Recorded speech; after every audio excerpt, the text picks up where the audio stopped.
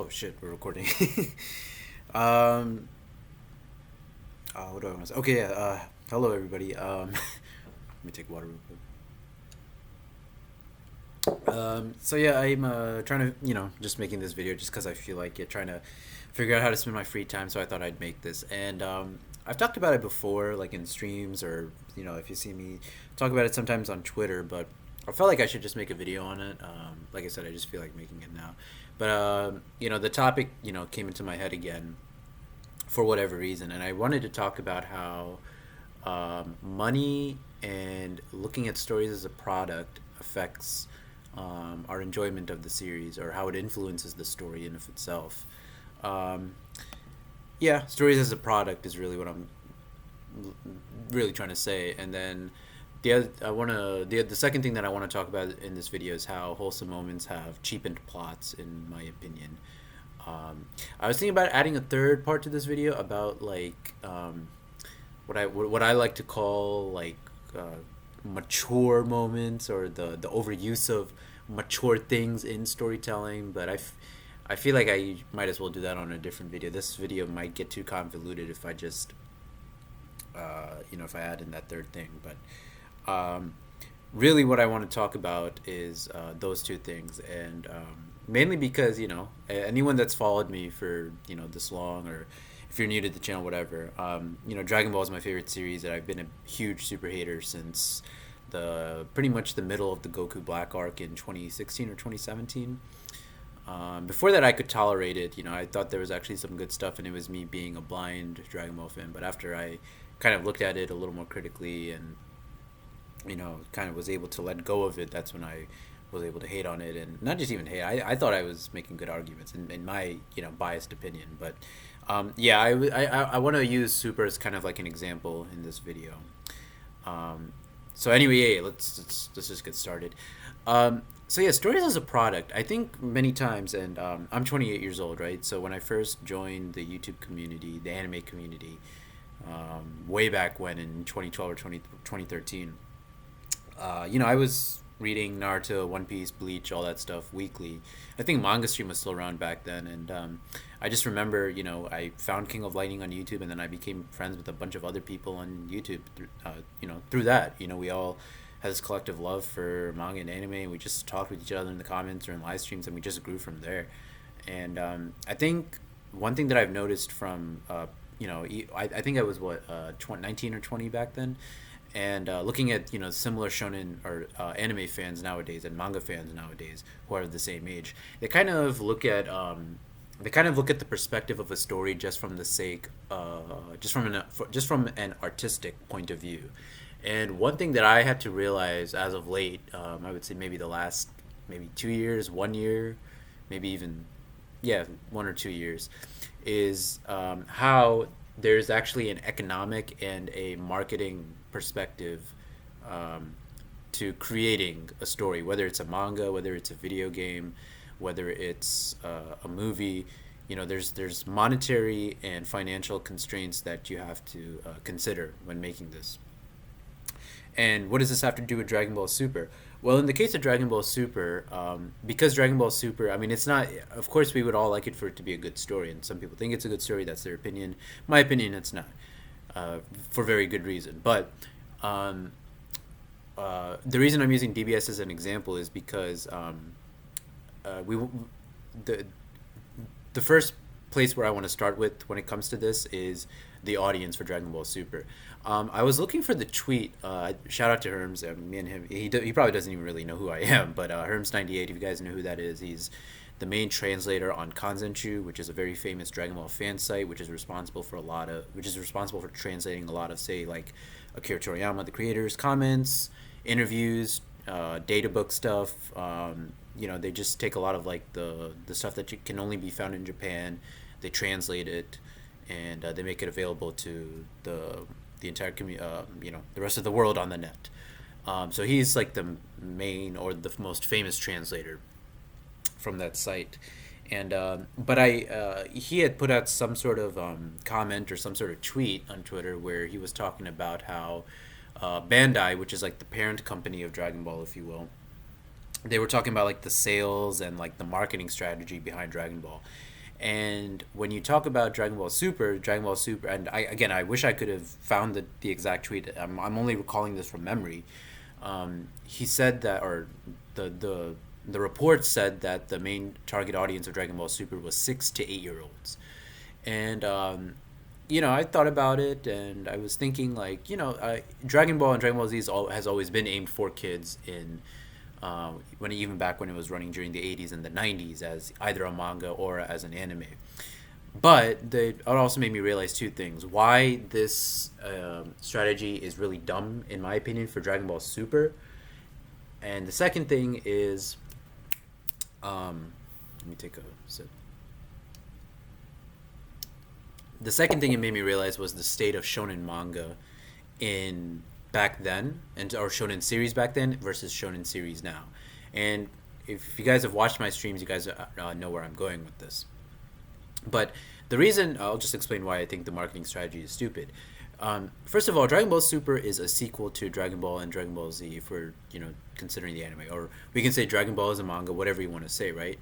So if Dragon Ball and Dragon Ball Z were they were intended for kids back in the 90s, those same kids would be what now? What, 20 years have passed. So if they were, let's say they were 6 to 8 back then, 1989, 1993, whatever, you add 20 years to that, they would be 26 to 28. So naturally, the audience for Dragon Ball Super, which is a sequel to a very old series, should have been, mid to late 20s to, I don't know, mid to late 30s, I guess. I'm just putting out a number out there. And it really made me realize how dumb it was to continue to market a sequel to, how dumb it was to market a sequel to a series that was meant for 6 to 8 year olds back then to 6 to 8 year olds today. Because 6 to 8 year olds today in 2015 or 2018 or 2021, they wouldn't actually understand like the old Japanese Dragon, or the old Dragon Ball series. They wouldn't have watched the movies. They wouldn't have, grown up with the yearly games and whatnot. So their exposure and understanding of Dragon Ball would be a lot different than older fans, right? Now, on the flip side, the other thing that I had to realize, that I'm actually kind of, well, not that I'm realizing it now, the other thing that I have to consider is that a lot of people who are, or a lot of fans who are, say, 19 to 20 years old now in 2021, probably didn't grow up with Dragon Ball Z on Toonami like I did, or like some of my friends that I used to talk in the net with back then, like they did. They grew up with Dragon Ball Z Kai on Nicktoons. So, things like the voice acting and the music and all this and that, it may be a little different for them, right? Now, granted, Dragon Ball Z Kai is actually a better, dub-wise, it's a better script, right? So, especially for English-speaking fans, they actually got a much better understanding of or a truer understanding of the story than what we did when we were watching on Toonami. We would have to read the manga or watch the Japanese version to see how the translations were different and understand, like, oh, okay, this is how Goku's like, or, oh, okay, Vegeta doesn't really care about the Saiyans, that sort of thing. So if you were to go from Dragon Ball Z Kai to Dragon Ball Super, then it might be a little different, right? Let me just take one more sip. And I believe actually when Dragon Ball Super started, the series director, I could be wrong, I think his name was Chiyoki Kimotisha or something like that. He might have been I don't know if he was the first or the second director for Super, but he said something about how the intent was to watch Dragon Ball Super right after Dragon Ball Z Kai ended. And I remember Dragon Ball Z Kai's last episode for the Buu arc ended, and then Dragon Ball Super started like immediately, like the next week, right? I think it was the next week. I'm pretty sure it was the next week. So for younger fans from back then, they were able to start with DBZ Kai and then go into Dragon Ball Super. But the problem with this is that they didn't get to watch Dragon Ball, right? They didn't get to watch Dragon Ball, and even if they started with DBZ Kai back in 2009 or 2010, it's 10 or they're 10 or they're 10 or 12 years older today, right? They're 10 or 12 years older today. I'm stuttering on my words there. They're 10 to 12 years older today, right? So they would be, if they were 10 back then, they'd be 22 or 23 now. So the series has to grow with them. And the series, at least in my opinion, it really hasn't done that. It's just stayed as a kids show for the most part.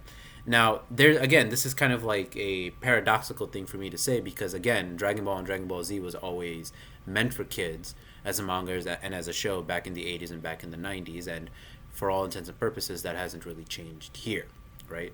But I think when you talk about it, when you try to say that Dragon, you're just trying to make it. When you see like interviews from the series producers or the series directors, or the anime directors, or even people like Toyotaro who are drawing the manga or whoever, right? Even Toriyama has said, I think in one point in the Goku Black arc, he said that you know, he hopes the kids enjoyed the inclusion of Future Trunks again in the Goku Black arc, right? It just doesn't really make much sense to me because this is not considering people who watched or read Dragon Ball or Dragon Ball Z back during the 80s or the 90s, right? Or who grew up with that older series of Dragon Ball. You know, with the Kikuchi score, the Falconer score, whatever it is, right?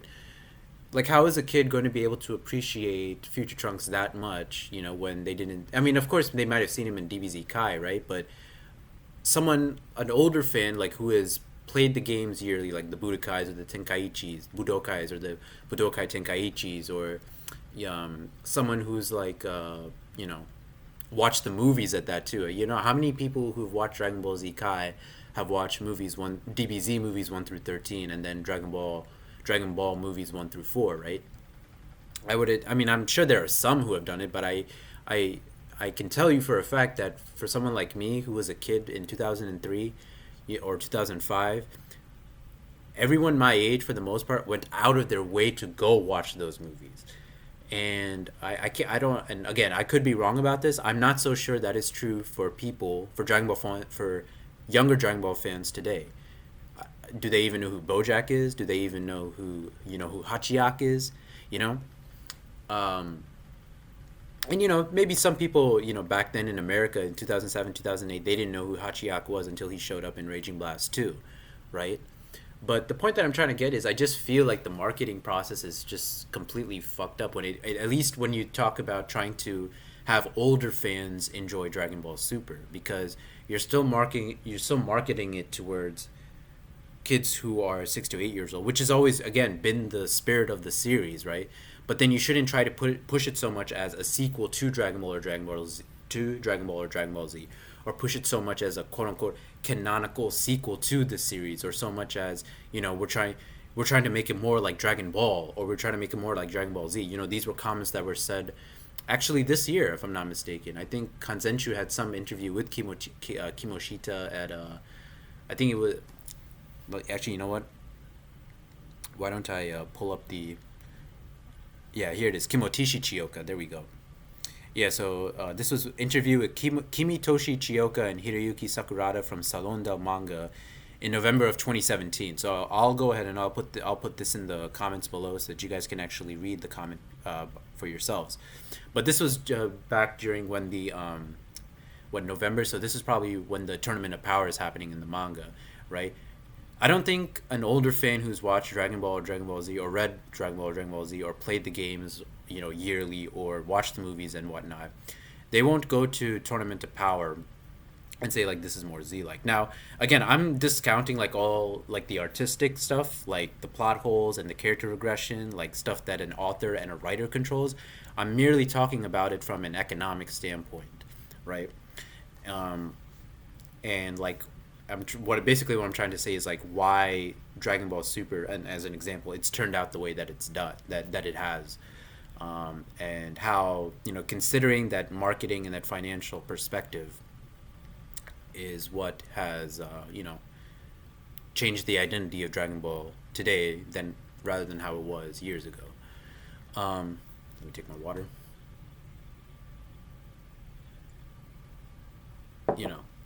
And so. And I know I said I wouldn't really talk about like I just said I wouldn't talk about artistic choices, writing choices, like character regression and all this stuff. But well, actually, I can talk about it a little later.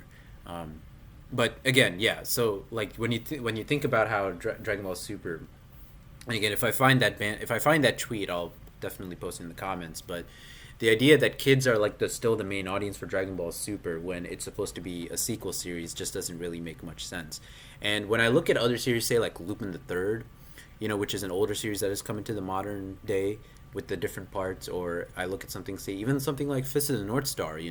Fist of the North Star is an older series, much older than Dragon. Well, not much older. It's only a year older than Dragon Ball. I think Dragon Ball started 84, and then JoJo's and Fist of the North Star started 83. And those are still series from back then that are still going strong today. Same thing with Hajime no Ippo or Detective Conan. Something like One Piece, which started in '97, the core audience still hasn't changed today. So I think Oda has said before that the core audience for One Piece is a 15-year-old male, and the storytelling just hasn't never really changed in that regard, right? But again, those series that I just mentioned, I feel maybe Conan is the exception, but all those other series that I mentioned, the target audiences for those were always people, or they were probably kids and children, but they would be older than the age of 6 to 8 year old kids, right? Like in the case of One Piece, I could see something like JoJo's being put for a 15-year-old kid, right? Maybe even an 8-year-old kid back then, in 1983. Who knows? But I think that's the reason why those older series, they have actually been, their quality hasn't been as lessened as much as Dragon Ball's when it comes to the storytelling department, because of course the core audiences have not changed, and this is going to lead into my second topic, the second part of this video. The state of shonen manga in the 90s is different than the state of shonen manga today, right? And what does this have to do with JoJo's or Fist of the North Star or something even like One Piece, right? Well, those series, again, unlike Dragon Ball, though I could argue that the audience for those series were always intended for more older kids, right? And Dragon Ball was always intended maybe for younger kids. So that's why when you see something, say like Lupin the Third, Part 4, Part 5, it feels closer to the Lupin of old, like Parts 1, 2, and 3, or some of the old OVAs and movies, than how Dragon Ball Super is supposed to feel close to Dragon Ball or Dragon Ball Z. It's not completely different, but it's fairly different, right? Like the ambiance is different, the mood is different, the animation is different, the music is different, the voice acting is a little bit more exaggerated and for kids. And that's what I'm talking about when I say the state of children. I shouldn't just say shonen manga in the 90s. I should just say children's series in general in the 90s versus now. Even something, I would say, even like Pokemon. Like, look at Pokemon Gold and Silver versus Pokemon Sun and Moon, right? Pokemon Sun and Moon seems like it's way more like for kids, like with the goofy dances and everything, right? And how more colorful everything is, right? And but if I were to just sort of like, and again, I'm in the second part of my video now, where I'm going to talk about like why wholesome moments, they have cheapened the plots of series. If I were just to limit this to shonen manga for a second, if I were to talk about wholesome moments in shonen manga in the 90s versus wholesome moments now, for the most part, I don't really like wholesome moments in shonen manga nowadays as opposed to back then. The vibe is just different, right? Usually when I look at a modern shonen today, the character for all intents and purposes is probably prepubescent, right? They're probably under the age of 15 or 17 or something like that. And we've had characters like that back in the 90s, right? Like Saint Seiya, for example. Seiya himself was, I think, 14 or 15. Goku, he started out at 12 years old, and then he became 15 during the 22nd World Tournament King Piccolo arc, and then he became 18 when he fought Piccolo, Junior. So it's not like young. Even Jotaro is 17 in Part 3. So it's not so much the fact that kids are necessarily young. It's like how they're portrayed. And like, I'll just take Jotaro as an example, or even Josuke, right? Look at them; they're like 16 and 17 years old, yet they were built like shit, like brick shit houses, right? Now you look at someone, say like Deku, or like the guy in Doctor Stone, like everyone's like so flimsy and thin and slender. It doesn't like I said, I'm trying to limit this to manga, but even something like Kingdom Hearts, like in games, right? Look at someone like Sora, super friendly and like very young from what I can tell. Like, again, I don't know shit about Kingdom Hearts. I'm just putting it out there. But yeah, like the characters tend to be like younger than 17 years old. The art styles are not as dramatic or as quote unquote as manly. Like, look, even something like Dragon Ball. Dragon Ball Z's art especially had incredible muscle definition in its art, right? Like even a character, say like Gohan, like during the Cell games, what he was like 10 or 11 years old. You look at his muscles, like he was actually like very chiseled and defined. Like even when he turned into a Super Saiyan 2 and like the like half of the top part of his gi got ripped off against Cell, and you could see like his pectoral and his nipple and everything. He looked like a fucking like a little man almost. Like almost like it's almost like I don't know if you guys watch MMA, but Demetrius Mighty Mouse in the lightweight division or flyweight division, I think it is, whatever it is. He was fucking built, right? Even someone like Killua in Hunter x Hunter, like everyone remembers that scene in Hunter x Hunter, especially the anime because of the way that they drew it, where he's weightlifting with Gon and then he takes off his like fucking tank top and then he has like fucking like abs like a fucking god basically, right? So, but yeah, I mean, that's certainly a way that characters have changed today. Maybe and that's kind of like why I probably like One Piece so much because One Piece is still carrying that torch of the older series. Like everything is like extremely gar and manly, and you take hits to the chin and everything, right? And yeah, you look at characters like I said, main characters or casts in general, they're under the age of 17 years old. They're not very built like Goku or Seiya. Maybe Seiya wasn't exactly like that built, but they don't really have the gar or the manly qualities that someone like Goku or Joyabuki or Jotaro or Kenshiro, characters like that they had, right? And again, Luffy's the exception, Gintoki is an exception, but I can't really think of anyone else. Not even. I haven't really watched much of Attack on Titan, but someone like Light Yagami or Eren or well, I mean, I don't know if you can really count them as shonen, but I'm just saying like modern series in general. The Doctor Stone guy, Fire Force, whatever. They're different. They're like they're kids. They're basically 14 to 15-year-old kids, and they just feel different. And art styles are more rounded and cleaner. Their muscle definition is not as defined. And what does this have to do with wholesome moments? Well, again, if you guys have heard me in streams, I've always talked about like how stories nowadays, the wholesome moments or some emotional moments seems to be a big part of the story and like why people really like something. And again, I've said this before. You don't have to explain to anyone why you like something.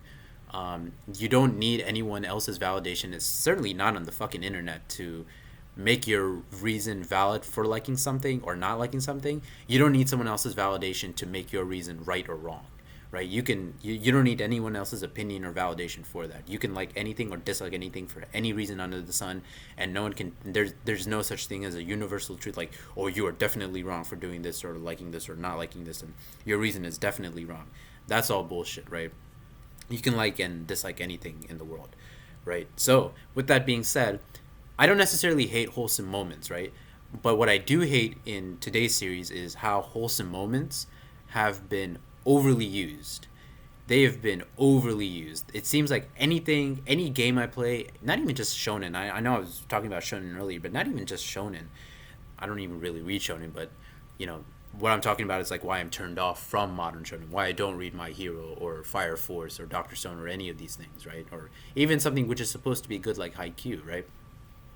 I don't read this stuff, But anything like a manga or a game or a movie or a television show, right? It just seems like a wholesome moment or an emotional moment of a character crying seems to be the big draw to the story, and I just don't really like that, Especially now, like because it's overly used is what I'm trying to get at.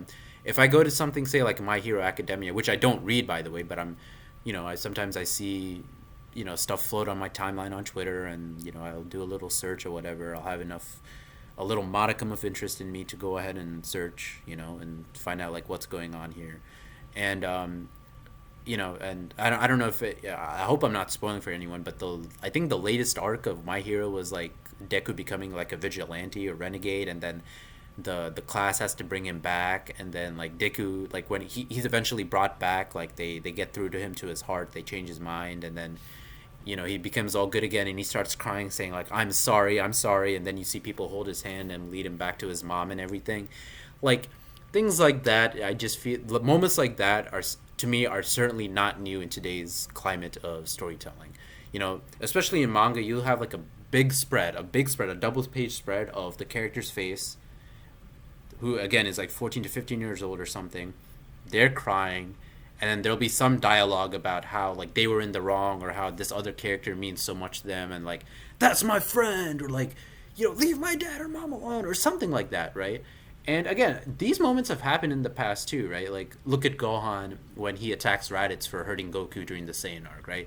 Look at Yusuke reconciling with Ryzen, right? Well, Yusuke reconciling with Ryzen in Yu Yu Hakusho wasn't really much of a teary or soppy moment, right? It was just a conversation that they had, between quote unquote father and son for the most part, right?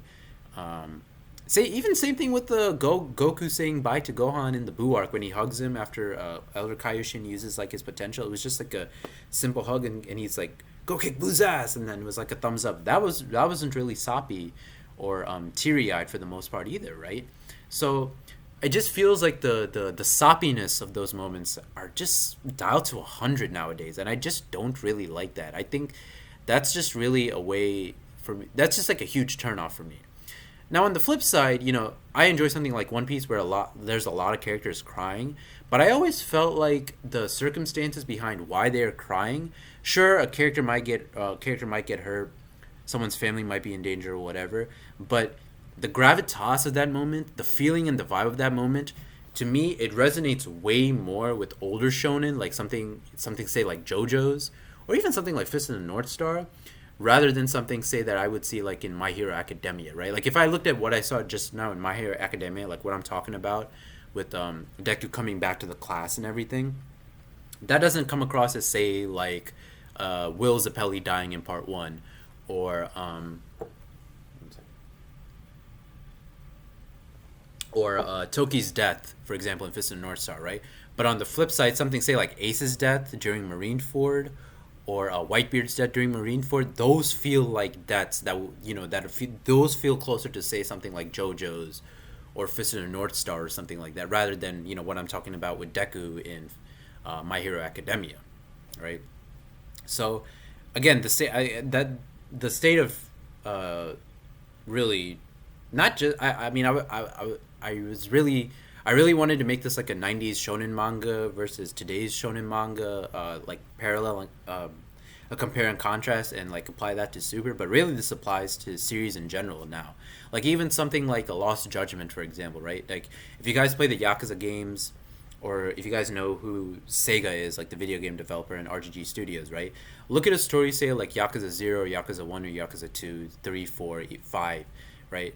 Even something like Kenzan or Ishin, right? And you compare those stories to say something like Lost Judgment, right?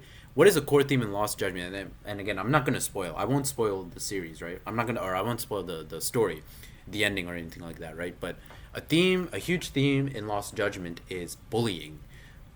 Bullying in schools. And again, I'm not trying to diminish bullying. I'm not trying to say like you shouldn't take this seriously, right? But how can you take a theme of school bullying and take it as seriously as something say like Yakuza crime drama, right? Or Yakuza crime tension, or Yakuza crime drama, right?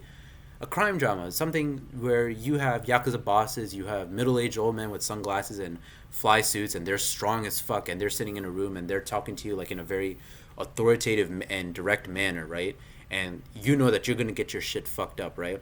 And then you go from that sort of game, or these sorts of games with this sort of story, now to a game where it's always about like kids getting bullied and how bullying can go into adulthood.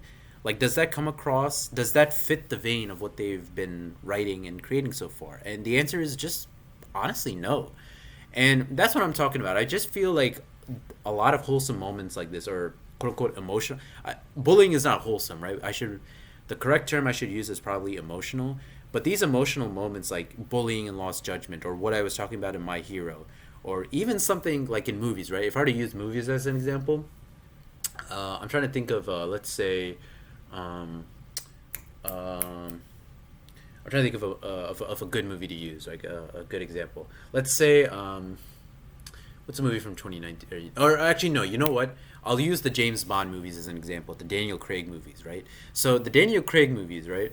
Daniel Craig is one of my favorite. Is actually like now one of my favorite actors because of Bond, right? But I always felt, and even though I like the fact that Daniel Craig's Bond is different than say like Sean Connery's Bond or Timothy Dalton's Bond. Timothy Dalton is actually my favorite, or Roger Moore's Bond or whoever, right? Pierce Brosnan's, whoever you want to say, right? The difference is that he's always added what we call like a human element, and I just hate that phrase human element, but we'll just call it that for the sake of this video. Craig's Bond was always a little more like vulnerable and humanized compared to the other Bonds, right? And I always felt like that was a little strange because part of the draw of James Bond was the fact that he was so devilish and he had like a devil may care attitude, and the fact that he can get tied down by a woman was just so like inconceivable. I mean, I think it could happen, right? I think it could happen. It just has the woman has to be like appropriate though. She has to be Bond has to be deserving of that woman, and the woman has to like really bring forth like a lot of charisma, right? It has to be something, say like Batman and Catwoman, right? Like Catwoman, I think is the only woman for Batman, right? Not Talia al Ghul or whoever, right? Same thing with Lupin the Third and Fujiko Mine, right? Like when they were doing the part four for Lupin the Third, I can never believably like get behind Lupin and Rebecca as a couple, right? I can only get behind Lupin and Fujiko, not because they've been together for years and years on end, but because Fujiko is like a femme fatale, right? And that's really the type of woman that James Bond should get with, a femme fatale, right? I feel like that's the appropriate woman counterpart for him to get with. You even see it in The Dark Knight Rises in 2012 when at the end of the movie Bruce retires from being Batman and he's out, I think it was like Paris or Milan or somewhere, and he's out there with Catwoman. He's out there with Selena. So similarly, I've always felt like Bond, if he's going to settle down and have like a true love interest, it should be a femme fatale. And what does this have to do with what I'm talking about, like emotional and wholesome moments and human moments and all this? Everything that I've been talking about so far. The latest movie, No Time to Die, again, I won't spoil it. I'm not going to spoil it, but the love interest from the previous movie, Spectre, Madeline Swan, who's played by Lea Seydoux, who is also in the Death Stranding game by Hideo Kojima, she returns. So she's actually a returning Bond girl, and she becomes like Bond's like a legitimate love interest. And Bond has a moment in No Time to Die where he's like, yeah, I really love you, and like I'm ready to settle down with you, right? And even though like the point of Craig's Bond is to humanize him, when you think about like Craig's Bond is just one part of Bond's character as a whole. When you look at the totality of Bond's character, the entire history of this character, the draw of him is him being a freaking playboy. So the idea that he can be tied down, it has to happen with someone who is a femme fatale, and Madeline Swan is not a femme fatale. So because of that, the whole romance part that happened in No Time to Die just didn't really jive and sit well with me, right? But how does what does this have to do with what I was talking about at the beginning, like how wholesome moments have cheapened plots? They pushed this plot. They pushed this plot point, this storyline into the movie, in an effort to humanize the character, and I feel like this I should say, somewhat cheapened the story of the story of the movie, right? Because the draw of the film, or the draw of of Daniel Craig's James Bond, is him being much more of a human character than Sean Connery's or Timothy Dalton's or Roger Moore's, right? But again, the totality of the character just doesn't really jive with that. So if this became the point of the movie, this became the point of Bond's character, I just feel like that's just not a very interesting thing to write about or to create something. And in my opinion, right, it's not something that is interesting to write or create about. And really, that's really my problem with storytelling in general nowadays. Everything, I think, just tries way too hard to put some sort of emotional moment in the story because it wants to have some sad moment in the story, and this is like why you like the story or something like that. There's always like some sort of moments like what I'm talking about with James Bond and Madeline Swan, Daniel Craig's Bond, or what I was talking about with Deku, or moments like that seem to be the main draw of stories nowadays. Whereas back then, I never really got that. Even like I watched Legend of the Galactic Heroes last year, right? And again, a top 10 anime in my opinion. That was way more intelligently written than most other series that I've read, and it was so old. And I always felt like older series, they always deal with like some I mean, sure, they have emotional moments in them. I'm not trying to say that they don't have that. I'm not even trying to say that I don't enjoy emotional moments. I do. That's why I talked about Gohan defending Goku from Raditz, or freaking Toki's death in Fist of North Star. There's emotional moments that I like, but I always feel like older series, they never tried to make that the entire point of the story, right? They always tried to put something else that was actually like interesting, whether that was intellectually or it made you think about something a little different. And that's why Legend of the Galactic Heroes is like so like valued by me. Like, I always looked at dictatorship as like something that was evil, right?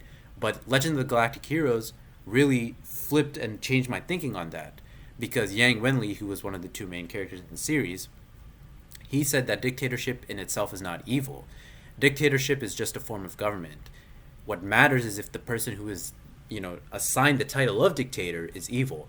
And then he was saying like how history has taught us that people who are usually dictators are usually like, immoral, or they are leaders who usually do something that is immoral, right? But literally the objective definition of someone who is, of dictating is just, I dictate something, like I write this into law, or I command you to do this, or something like that, right? There's no sense of good or evil behind that. It's just that I'm just giving you a command, right? So that really, like, that taught me something, right? That taught me something intellectually, and that was something that like I had never seen before, right? And really, that's another thing that I'm trying to get at nowadays, with everything that I'm talking about, right? Is that the originality of stories nowadays are just not very up there or out there in terms of like themes and like, what makes me think. It doesn't have to be necessarily be like super smart, right?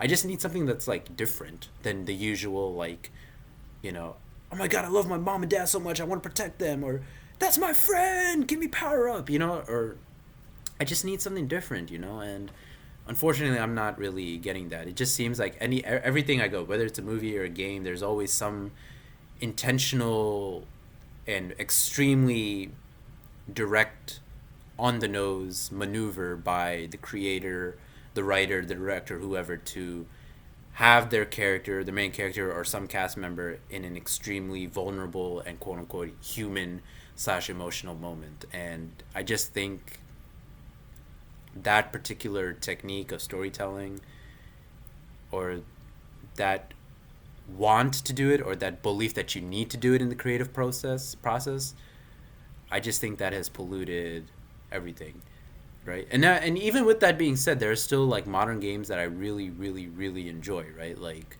Yakuza 0, for example, right? But even Yakuza 0, right? Like when Nishiki is sitting behind Kiryu and he has the gun pointed at him. Was Nishiki's crying believable to me? Not really. It just sounded really forced. Like, they're gonna torture you. Like, what? No. And then they have like this dun dun dun dun, like this. I don't know. The whole thing was really was really out of place to me compared to something, say, like John Marston's sacrifice at the end of Red Dead 1, right? John Marston's sacrifice at the end of Red Dead 1, like the storytelling, the way that the scene was shot, everything was like way more like that was perfect, right? But again, what I'm talking about with like the soppiness and the exaggeratedness and everything, Nishiki, when he's pointing the gun at Kiryu, that was an example. Deku, all these things, right? And again, even though I just pointed out something in Yakuza 0, Yakuza 0 is still one of my favorite games of all time, even with the emotional moments, right? Like when Tachibana is killed, and then like his sister sees, and then Makoto, who is revealed to be his sister, he sees it. So, excuse me one second. He sees his dead body, and that's like the reunion between brother and sister. So, yeah, I think I've pretty much said everything I wanted to say regarding this topic. I just now have it like in one video, so like if anyone always asks me, I can just always like bring this up. But yeah, I just feel like making this video, so that's what this is. I guess like on a last note, what does this have to do with Dragon Ball Super, right? Like I kind of wanted to bring this back to Dragon Ball Super, this whole wholesome moment and everything, and like how It's meant for 6 to 8 years old and whatever, right?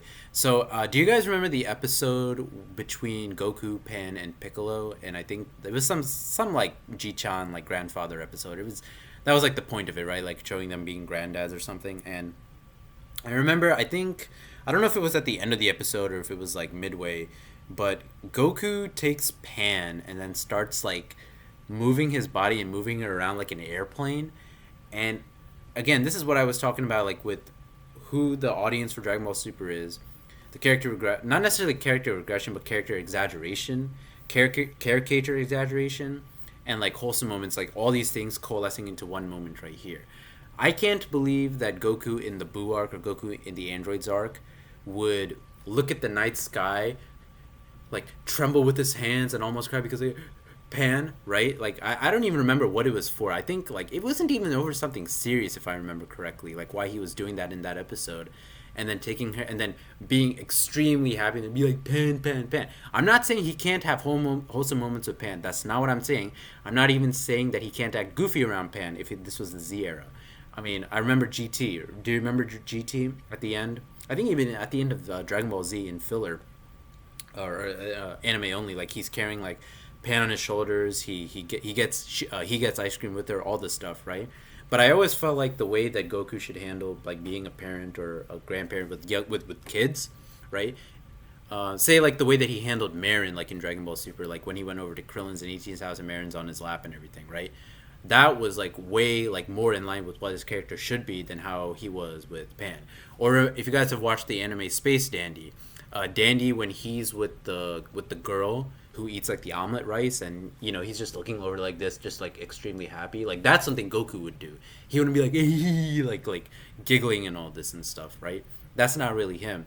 And so everything that I'm talking about is like it coalesces into that moment. What's another moment I want to talk about? I just had it in the back of my head.